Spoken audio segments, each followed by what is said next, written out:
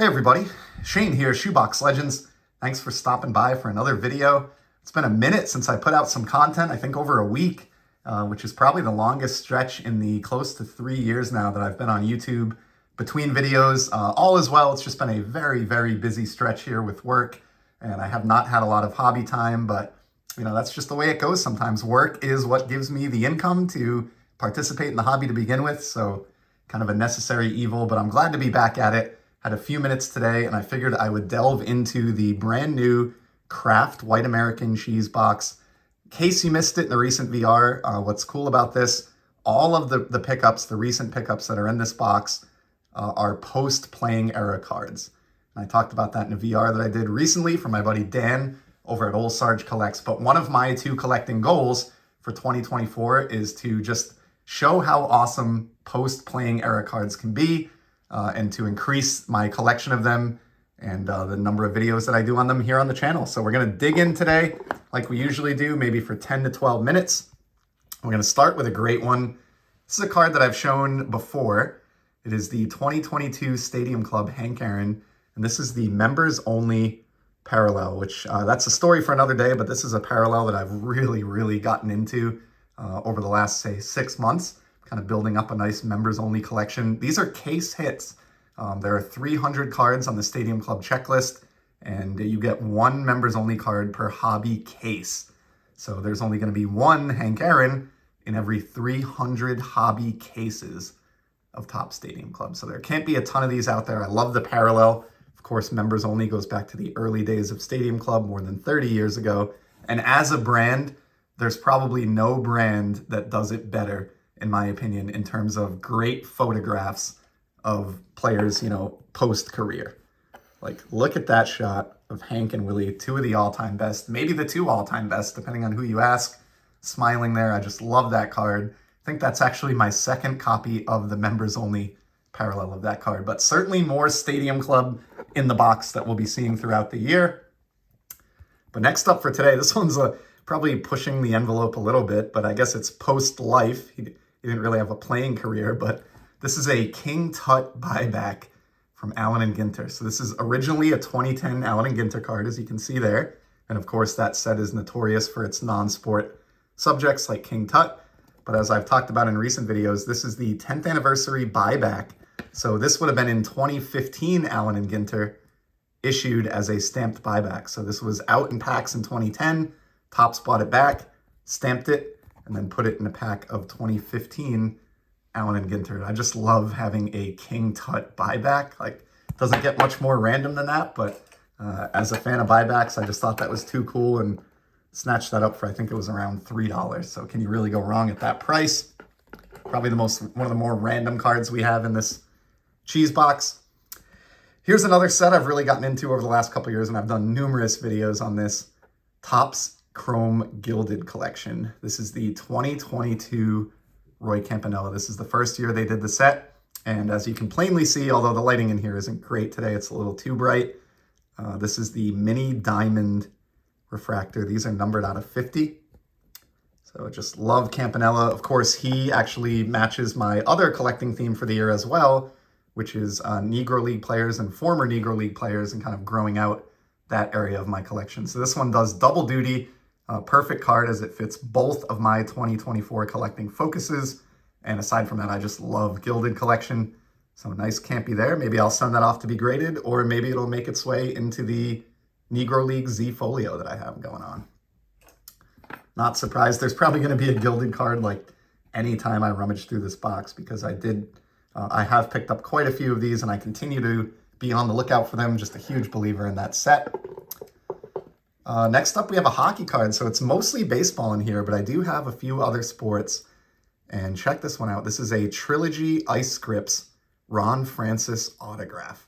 There's a ton to love about this card for me because I'm a Whalers fan, and he is depicted with the Hartford Whalers here. You can see on the back we have the Whalers logo. That is indeed a Hartford Whalers card, so it counts for that collection. My favorite hockey team of all time. And of course, he was the greatest Hartford Whaler of all time. Not only that, but maybe the most underrated hockey player of his generation when you look at the career that he put together. Beyond that, I love acetate cards, which you can clearly see that this one is. and it's an on-card autograph. So this is really, really neat. I've had this one for years. I probably picked this up 3 or 4 years ago, and it's just been kind of waiting to get organized into my collection since. So happy to see this spill out of the cheese box today. That's likely to be our only hockey card of the rummage, but it sure was a good one.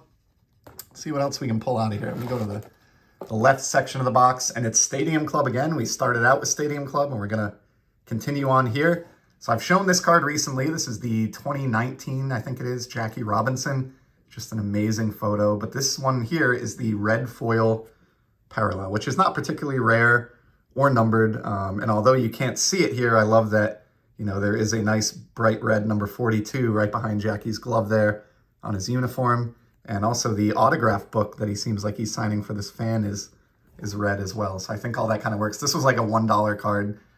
I just love this image so much that I'll try to get as many different versions of this as I can. And I know there are at least 1 or 2 other versions of this same card somewhere in that cheese box, just because that's a timeless image. And, you know, I've mentioned it before, but that's one of the things I love about post-playing era cards. Like, you could never find this photograph if you stick to playing era Jackie Robinsons only. I love those, and I have a couple. I'm very fortunate to have a couple of playing era Jackie Robinsons, but the photographs on them do not compare to this card. So absolutely love that, and I think this makes a well-rounded collection to put this alongside those vintage greats. All right, moving on. Let's do the right side of the box here. We have a buyback card, and this one has a backstory behind it as well. So this is Billy Harell for the Cardinals, and he played in the Negro Leagues as well. So he was a bridge player, as they're often referred to, who began his career in the Negro Leagues and then migrated over to the Major Leagues after Jackie Robinson and Larry Doby broke the color barrier in the late 1940s. And this is, of course, a Topps Heritage box topper buyback of the 59 Billy Harell. So I'd like to get a regular 59 just to go with this. I may even have one in my set binder already. I'll have to take a look, but couldn't pass up the opportunity to get a buyback of a bridge player. I've actually been kind of seeking these out of players who did have time in the Negro Leagues, and they're not super easy to find. Buybacks can be tough in general, so really happy to see that. This will be evaluated for my buyback Franken set, and if it doesn't make the Franken set, then it'll likely, almost certainly, go into the Negro League Z Folio that I'm building as part of that collection this year. All right, let's do the mid portion of the box again. Looks like we got 2 stuck together here, so let me see if I can separate these. All right, here's another set that I've talked about numerous times and I've been on a big kick of recently. This is the 2023 Panini Prism release. I've done an entire video on this set, and I've shown some other scattered cards here and there, but I really love the job that Panini did with Prism in 2023, which is unlike me because I'm not usually an unlicensed card fan, but I dig them, especially the older retired players, which lines up nicely with my goal. And then obviously coming back around to the Negro Leagues as well, we have Larry Doby here. So this one checks a lot of boxes, even though it's unlicensed. And this is the gold, which is numbered to just 10. I've shown golds of Buck Leonard and Cool Papa Bell, the only 2 Negro League players in the set on their actual Negro League teams. But here we have a former Negro League player in Larry Doby, numbered to 10, and I'll have to check this after the video to confirm, but I'm fairly certain this was like $3 and change. I won this at auction, and I know, you know, unlicensed is not for everybody. I get it, and I would not have bought this card if it was, say, $30 or $40, but getting a Larry Doby gold numbered to 10 from a set that I love for, you know, probably what a cheeseburger would set me back at McDonald's is just insane to me. So I snagged this, and it'll either go into my just shiny baseball binder in general, or maybe this one makes the Negro League Tribute Z Folio as well. We'll see. It's nice to have options. So really great, cheap Doby card there. His vintage stuff has really gone up in price, so was surprised that was available as cheaply as it was. And then sticking with the 2023 Panini Prism for a moment, this is a card that I've shown before, at least in other parallels or iterations. The Bob Feller, maybe my favorite image on any card in 2023 Prism. I just love that shot of the high leg kick Feller. And this one is a team color match as well, being the red for the Cleveland, now Guardians, but at the time Indians. So I love that team color match, love the photo, and the relative scarcity, not a tough card, but it's numbered to 199, so there's not a million of these out there in red.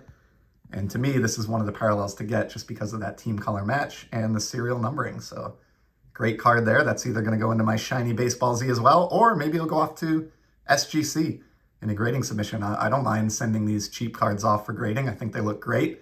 And in fact, I sent the matching red to this of Pete Rose in my most recent SGC submission. So we'll see what the future holds for that feller. And then let's finish off with this card today. This one is kind of a monster if you know a little bit about Topps Stadium Club. So again, I talked a lot about this brand when I showed the Hank Aaron card. Probably my single favorite modern brand because of cards like this. This is Joe DiMaggio standing in front of some bats that are laid out to form the number 45, which is the previous hit streak record that he broke. So what a cool photograph there. And then those with a keen eye have probably already noticed this is a members only parallel, just like the Hank Aaron that we showed at the beginning of the video. Difference being, this is a 2015 Stadium Club card. And while in modern day, like this is a 2022 Hank Aaron, the members only are case hits. Back in 2015, the members only were even scarcer. And although they're not serial numbered, it is confirmed by Topps and a known fact that there are only 7 copies of each 2015 members only parallel. So this is one of only 7 copies of this Joe D that exist. Confirmed print run by Topps. And I could not believe it. I found this about 2 or 3 months ago on eBay for around the price of a blaster. I think I got it for $20 on a best offer. It was certainly no more than $25. I was astounded by it. I think a lot of times the sellers with these members only parallels just maybe don't realize exactly how scarce they are or what they have, but super happy to have this one. It's one of my favorite Joe DiMaggio cards, period. I do have one vintage Joe D from his playing era, and I would put this one right alongside it gladly. I just think it's a fantastic card, and really, really happy to have it. So Joe D is going to wrap up our rummage for today. We saw baseball, we saw a King Tut card, and even a hockey card. So a lot of randomness, but some great images, and I think a handful of examples here that clearly illustrate just how awesome post-playing era cardboard can be. I hope you enjoyed it. I plan to be back with more content soon and hopefully keep the videos coming at the couple or few per week pace that I normally keep. But in the meantime, I appreciate you stopping by, and I hope you're all enjoying the hobby. Take care.